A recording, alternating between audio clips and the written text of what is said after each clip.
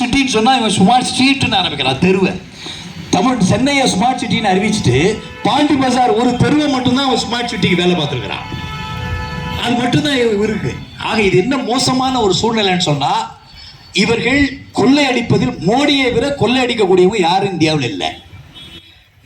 கிட்டத்தட்ட தேர்தல் நிதி பாண்டுன்னு சொல்லி 8252 கோடி ரூபாயை மோடியும் பாரதிய ஜனதா கட்சியும் கொள்ளையடித்திருக்கிறத ஓட்டு கேட்க வந்தா கேளுங்க.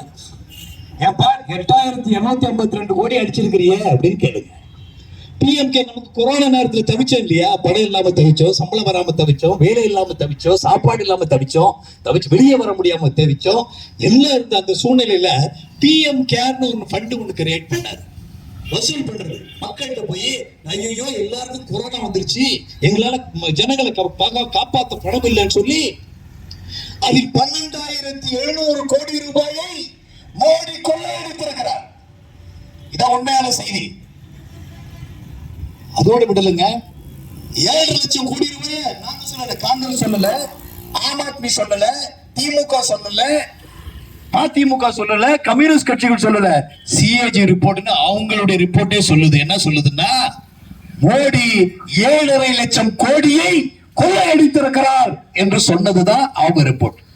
இதுக்கெல்லாம் என்ன பதில்? உனக்கு வெக்கமே இல்லாம ஓட்டு கேட்க வர்றியே என்ன? அதிமுகங்கிற கட்சி நல்ல எம்ஜிஆர் ஆரம்பிச்ச கட்சி, ஜெயலலிதா தொடர்ந்து நடத்திய கட்சி. அந்த கட்சியை இப்ப இல்லாமக்கிட்டாலும் அதுல ஒரு ஆள் இப்ப பலாபலம் தூக்கிட்டாங்க.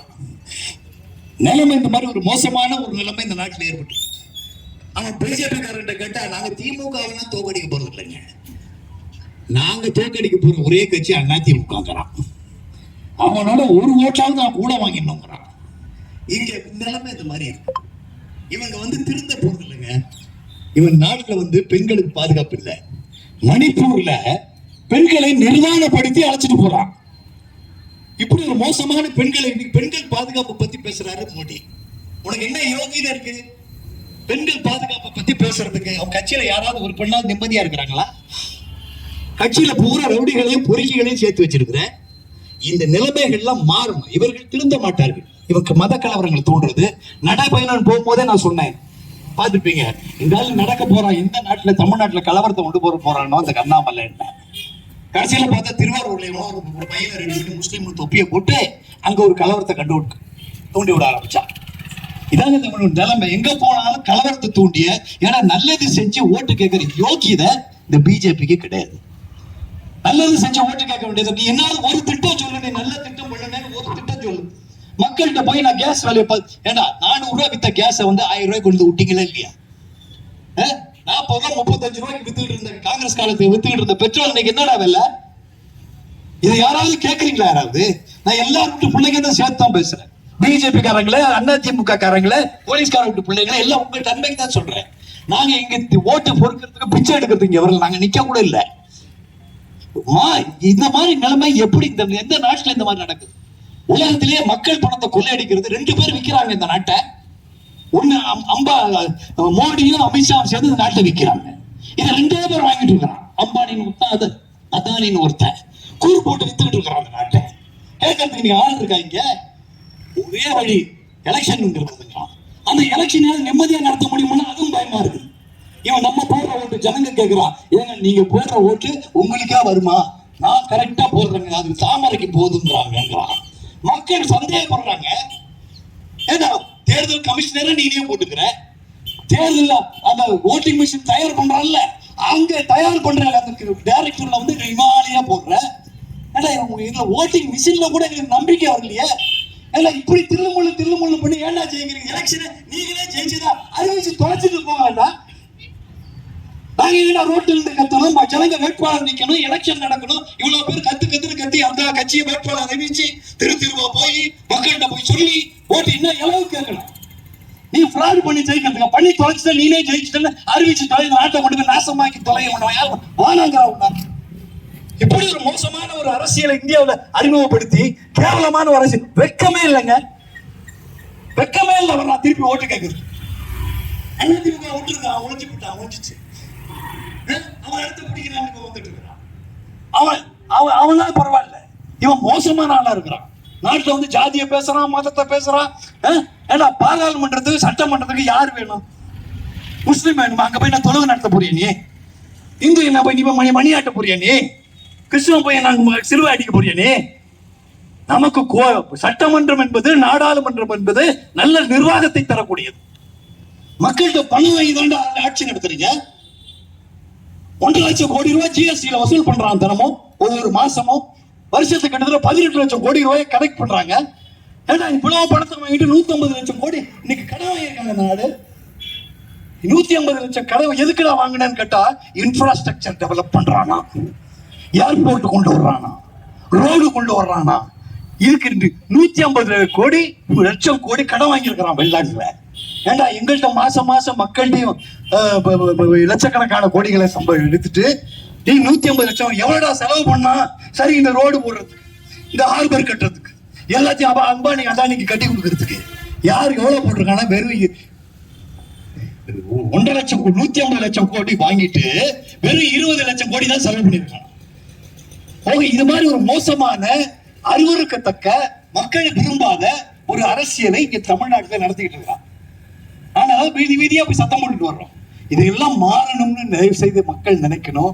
ஒரு அரவிந்த் கெஜ்ரிவால் கைது போட்டதுனால அதுக்கு நான் பயப்பில்லை, அது மட்டும் இல்லை, அது உங்களுக்கு தெரிவிக்கணும், அவ்வளவுதான். நீ எத்தனை அரவிந்த் இன்னைக்கு இந்த நிலைமை திருப்பி வந்தா தமிழ்நாட்டு முதலமைச்சருக்கு இந்த ஆபத்து இருக்கு, கர்நாடக முதலமைச்சருக்கு இந்த ஆபத்து இருக்கு. எல்லாரையும் இது பாதிக்கும். அரசியல் கட்சியை நடத்த முடியுமான்னு யோசிக்கிறான் எல்லாரும். மக்கள் நிம்மதியா இருப்பாங்க. ஏன்னா முதலமைச்சருக்கே நம்மளெல்லாம் யோசிச்சுப்பார். இதையெல்லாம் மாற்ற வேண்டும் என்பதற்காகத்தான் நாம் கத்துறோம். ஆகையால் நண்பர்களே, தயவு செய்து பார்க்கக்கூடிய ஒவ்வொருத்தரும் பிஜேபி பாருங்க, தாமரை எங்கேயாவது மலருமாங்க. சரி, தாமரை மலரே தீரும்னு ஒரு அம்மா கத்திக்கிட்டே இருந்தது தமிழ்நாட்டுல. எப்படி தாமரை மலரும்? ஒரு குளத்துல தாமரை படர்ந்தா என்ன ஆகும்? குளத்துல தாமரை மலர்ந்தா என்ன ஆகும்? ஆக்சிஜன் உள்ள போவாது, கீழே மீனெல்லாம் செத்து போயிடும், அங்கே குளம் நாசமா போயிடும். அதனால புரிஞ்சுங்களா, தாமரை வந்தா நாடு நாசமாக போகும். குளமே நாசமா போகும்போது நாடு நாசமா போயிடாது. இதையெல்லாம் தயவு செய்து சொல்றேன்.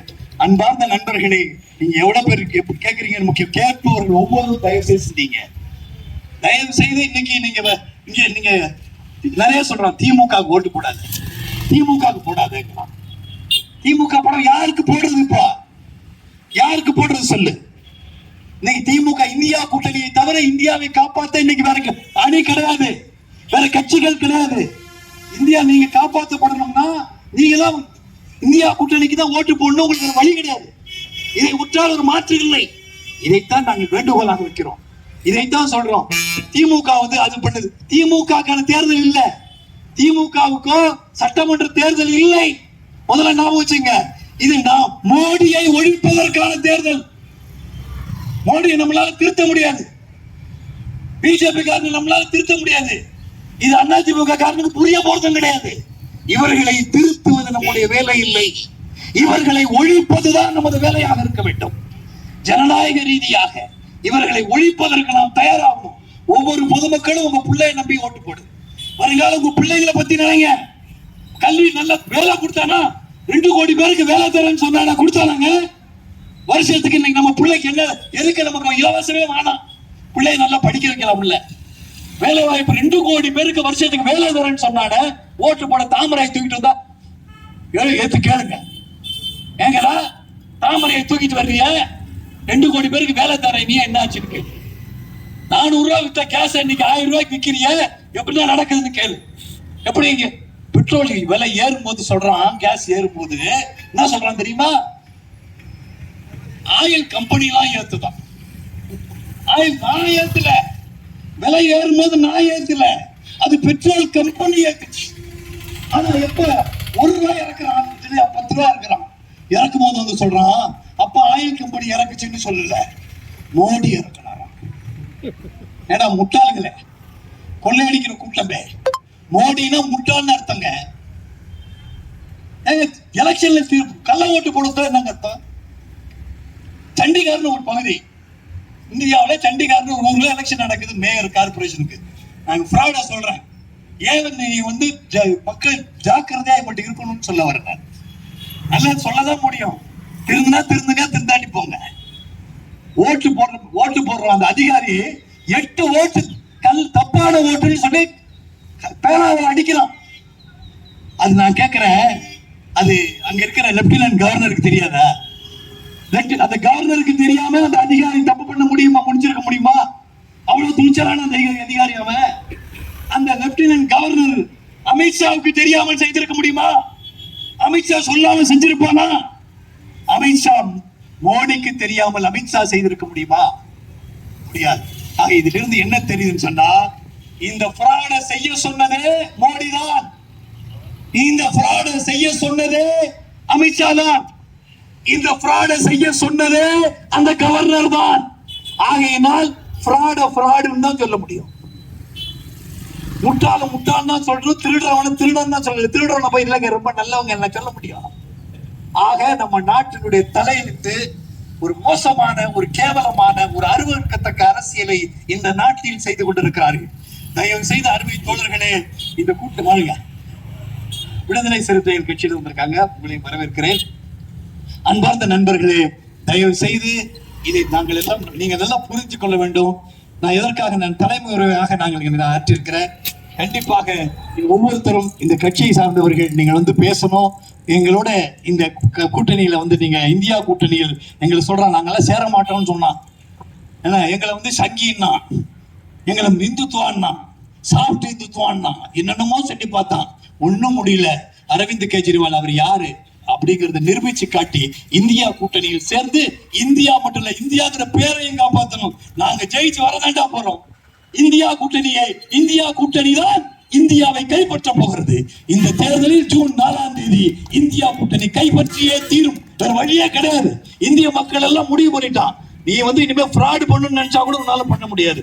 ராஜபக்சேயை கூட அவர் காலம் முடிந்த பிறகு வீட்டில் புகுந்து அடித்தார்கள். மோடி அவர்களே, மீண்டும் மீண்டும் தவறு செய்தால் நீங்களே உங்க வீட்டுல போது மக்கள் உங்களை அடித்து விரட்டக்கூடிய சூழ்நிலையை உருவாக்காதீர்கள் என்று நான் கேட்டுக்கொள்கிறேன் என்பதை கேட்டுக்கொண்டு இந்த வாய்ப்பை, என்னுடைய தலைமை உரையை நான் நிறைவு செய்கிறேன்.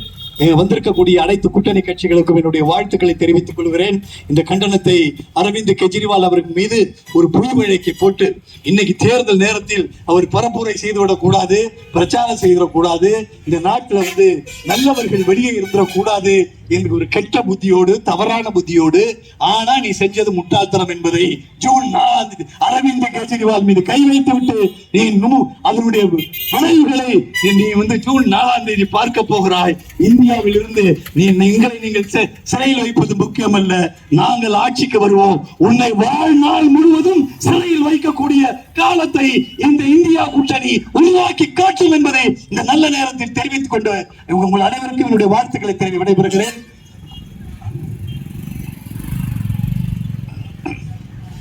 அடுத்ததாக தஞ்சை மாவட்டத்தினுடைய தலைவர், மரியாதைக்குரிய காங்கிரசினுடைய தலைவர் திரு PT ராஜேந்திரன் அவர்களை அன்போடு உரை நிகழ்த்த அழைக்கிறேன். வணக்கத்துக்குரிய ஆம் ஆத்மி கட்சியினுடைய தலைவர் அவர்களே, அதனுடைய மாவட்ட பொறுப்பாளர்களே, தலைவர்களே, இந்திய கூட்டணியினுடைய இந்திய கம்யூனிஸ்ட் கட்சியினுடைய மார்க்சிஸ்ட் கம்யூனிஸ்ட் கட்சியினுடைய தலைவர்களே, மரியாதைக்குரிய அன்பு சகோதரர் செந்தில் அவர்களே, அண்ணன் குருசாமி அவர்களே, விடுதலை சிறுத்தையினுடைய தலைவர்கள், மாவட்ட செயலாளர் மரியாதைக்குரிய அன்பு சகோதரர் குருசாமி அவர்கள், ஜெயசங்கர் அவர்களே, ஆத்மாத்மியினுடைய மாநில செயலாளர் அன்பு சகோதரி அவர்களே, மற்ற ஏனைய தோழர்களே, இன்றைய தினம் ஆம் ஆத்மி கட்சியினுடைய தலைவர், அதாவது டெல்லி மாநகரத்தினுடைய நம்முடைய இந்தியாவுடைய மணிமகுடமா இருக்கின்ற டெல்லி மாநகரத்தினுடைய முதலமைச்சர், அவர் கிட்டத்தட்ட ஒரு 10 வருஷம் முதலமைச்சராக இருக்கார். நண்பர்களே, அவர் ஒரு எளிமையான மனிதர். அவர் IRS படிச்சாரு, ஊழல ஒழிப்பேன்னு சொல்லி ஒரே இதுல அங்க இருந்து ஒரு கோஷத்தை, ஒரு தத்துவத்தை, வேற இல்ல, ஊழலே அதுதான் மெயின் அப்படி என்று சொல்லி அந்த ஆட்சிக்கு வந்தார். நல்ல விதமாக அங்கே இலவசமாக நல்ல நல்ல கல்வியை தருகிறார், நல்ல சுகாதாரத்தை தருகிறார், நல்ல சாலைகளை தருகிறார். ஒரு நல்ல பெயருள்ள முதலமைச்சராக செயலாற்றுகிறார். அது அவர்களை சார்ந்தவர்கள் தான். இந்த பாரதிய ஜனதா ஆட்சிக்கு வருவதற்கு அஸ்திவாரமாக காரணமாக இருந்தவர்களிலே ஒருவர் அரவிந்த் கெஜ்ரிவால். அதை மறந்து விட்டார்கள் அவர்கள். வரம் கொடுத்தவன் தலையிலேயே கை வைக்கிறவன் அவங்க RSS காரங்க. அந்த வேலையை ஒழுங்கா செஞ்சுக்கிட்டு இருக்கான். அவன் மேல கோச்சு அவனுடைய இயக்கம் அவனுடைய சித்தாந்தம் அப்படி. நம்ம ஏமாந்துட்டோம், அவ்வளவுதான். ஏதோ நமக்குள்ள ஏதோ சண்டை அப்படின்னு நினைச்சுக்கிட்டு ஏமாந்துட்டோம். நண்பர்களே, இவருடைய வேலை என்னன்னா கபலீகரம் செய்கிறது. சட்ட 2-3 மாதங்களுக்கு முன்னாலே சத்தீஸ்கர்ல தேர்தல் நடந்தது. தேர்தல் 2 நாளைக்கு